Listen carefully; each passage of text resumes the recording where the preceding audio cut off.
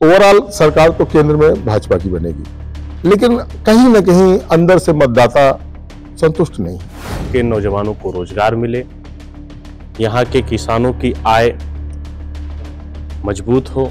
ये सीटें तो निकलेंगी, केवल उनकी योजनाओं पर निकलेंगी।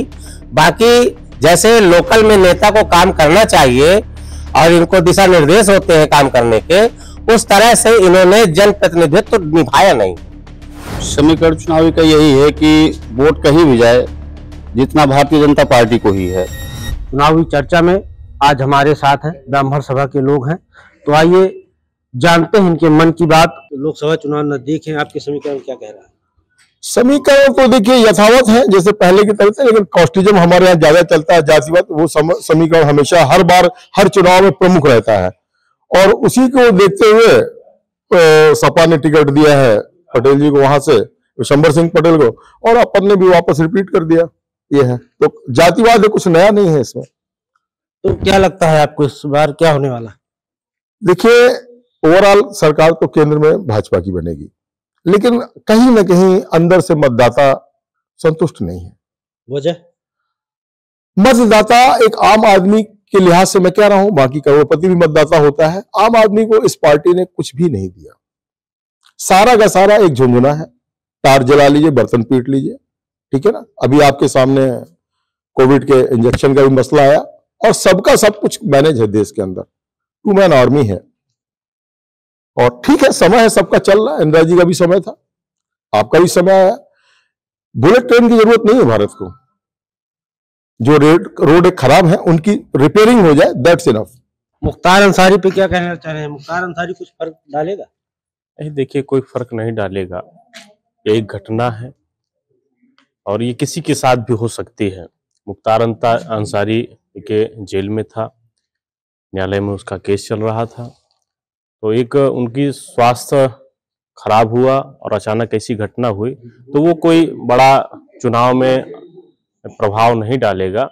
देखिए, मेन जो प्रभाव है, हम बुंदेलखंड से हैं, बुंदेलखंड क्षेत्र के नौजवानों को रोजगार मिले, यहाँ के किसानों की आय मजबूत हो, किसानों की जो सुविधाएं हैं वो मिले, और सरकार जिस प्रकार से अपने प्रचार को किसानों के हित में फैला रही है, तो किसान लगातार अपनी बुनियादी सुविधाओं के लिए संघर्ष कर रहा है। उसको बिजली मिले, पानी मिले, अच्छे उन्नत किस्म के बीज मिले, और भी जो संसाधन है, कृषि यंत्र हैं। रुख किस ओर जा रहा है? ये समस्याएं तो है, तो क्या लगता है कि क्या ये समस्याएं अगर बनी हुई हैं सरकार में, तो क्या बदलाव होगा? देखिए, बदलाव तो अभी नहीं दिख रहा है, क्योंकि मोदी जी के जो विपक्ष पे हैं वो इतने मजबूत कैंडिडेट नहीं हैं कि वो मोदी जी को हरा पाए। तो निश्चित तौर पर सरकार तो भारतीय जनता पार्टी की ही बनेगी। बांदा चित्रकूट लोकसभा की अगर बात करें, तो बांदा चित्रकूट लोकसभा में निश्चित तौर पर एक बांदा के लोगों का उम्मीद थी कि जो कैंडिडेट है वो बांदा से इस बार होना चाहिए, कि लगातार चित्रकूट से लोकसभा का जो कैंडिडेट है वो आ रहा है। अगर बांदा विधानसभा या बांदा जिले से कोई कैंडिडेट होता तो उत्साह और होता बांदा के मतदाताओं में। क्या लग रहा है, क्या माहौल चल रहा है? कैसे? देखिए, केंद्र में भारतीय जनता पार्टी सरकार तो बनेगी, लेकिन मान लीजिए हमारे आर के पटेल जी हैं, जब से 5 साल हो गए चुनाव हुए, हमने कभी उनको बांदा में देखा नहीं, आज जनता सम्मेलन में, आज जनता से मिलते हुए। और सबसे बड़ा मुद्दा ये है कि बेरोजगारी। जब भी कोई नौकरी निकली है गवर्नमेंट की, तो अक्सर पेपर लीक हो जाता है भारतीय जनता पार्टी सरकार में। सबसे बड़ा बेरोजगारी बहुत ज्यादा है हमारे खासकर बुंदेलखंड में।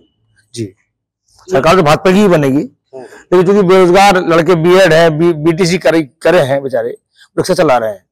प्रत्याशी पर क्या कहना चाहते हैं? प्रत्याशी तो कभी घूमने आते नहीं बांदा, क्योंकि प्रत्याशी चित्रकूट के तो चित्रकूट देखते हैं और उनको बांदा से कोई मतलब नहीं। अब चूंकि हमारे आर के सिंह पटेल जी हैं, लेकिन लड़ाई संघर्ष है, कांटे की टक्कर है इस बार। हाँ, परिवर्तन है, लेकिन सरकार के अंदर भाजपा की सरकार की ही बनेगी।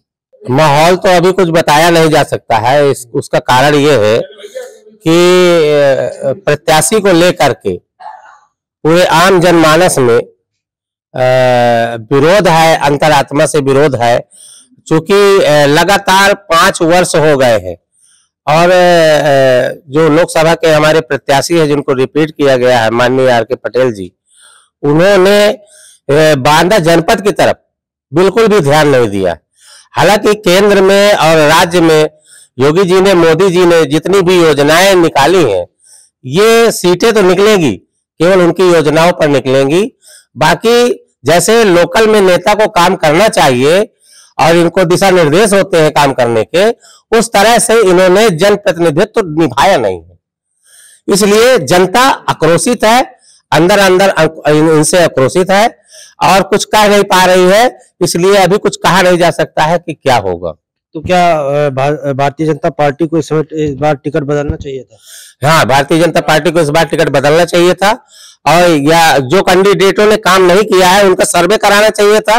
और सर्वे करा करके, जैसे संघ सर्वे करता है, भाजपा सर्वे करवाती है, तो उस तरह से सर्वे करवा करके कम से कम कैंडिडेट के बारे में जानकारी जरूर करना चाहिए था कि इनकी फिजा क्या है और ये कितना काम किए हैं। नुकसान उठा सकते। आपका क्या लगता है इस बार के समीकरण क्या चल रहा है चुनावी? समीकरण चुनावी का यही है कि वोट कहीं भी जाए, जितना भारतीय जनता पार्टी को ही है।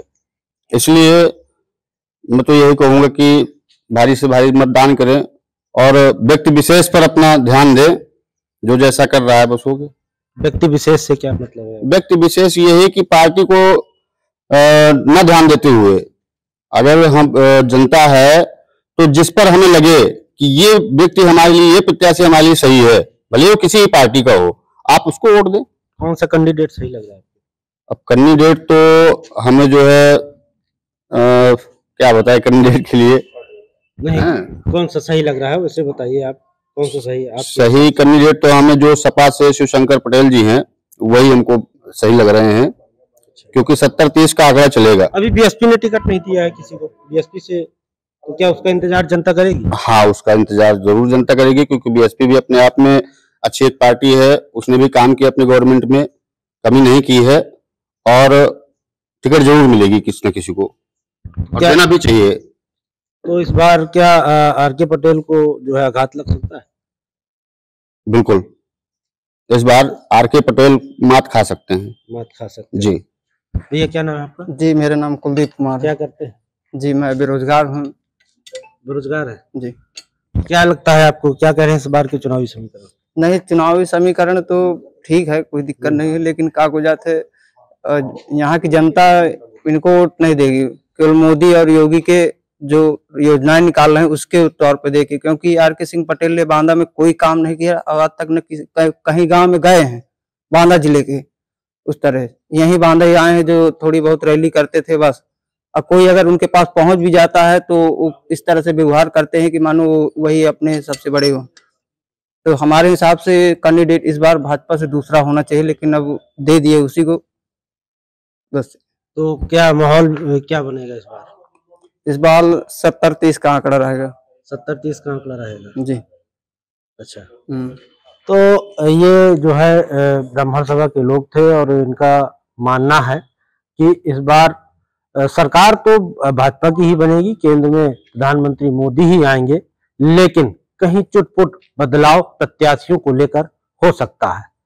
उत्तर प्रदेश की हर खबर से अपडेट रहने के लिए श्रेष्ठ यूपी को करें सब्सक्राइब, बेल आइकन दबाएं और देखते रहें श्रेष्ठ यूपी।